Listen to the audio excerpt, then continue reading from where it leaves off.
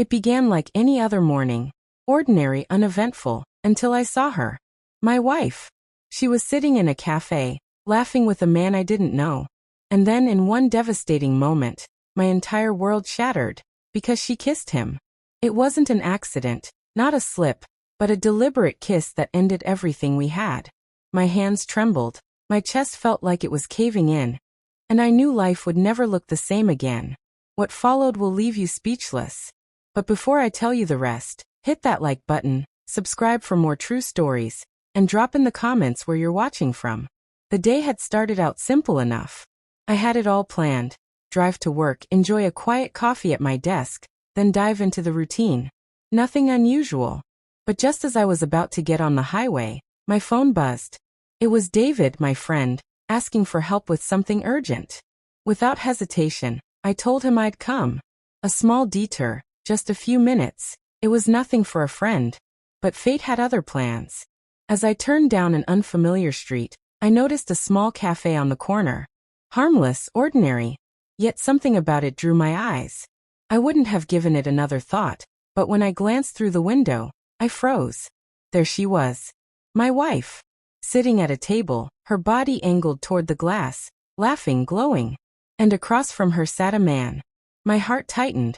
A wave of cold dread washing through me. It was early a workday. She wasn't supposed to be here. Why hadn't she told me? The laughter, the way her face lit up. It didn't feel like it was meant for me. Deep inside, I already knew. The suspicion I'd buried for so long was clawing its way to the surface. I pulled over, hands trembling, parked, and just sat there. Part of me wanted to drive away, pretend I hadn't seen it. But I couldn't. I had to know. Each step toward the cafe door felt heavy, crushing. Through the window, I saw him lean in closer, smiling at her words. And then it happened. They kissed. Not a harmless peck, but a deep, meaningful kiss. A kiss that didn't belong to a married woman. I stood frozen in the doorway, numb, watching my life unravel in real time. She didn't notice me at first. But when she turned, her face crumbled, shock, guilt, panic written all over it. For a moment, time stopped. I tried to speak, to shout, but nothing came out. My throat locked up. She pulled back from him instantly, stood up like she could undo what I had already seen. I can explain, she stammered, her voice shaking. But I didn't want explanations.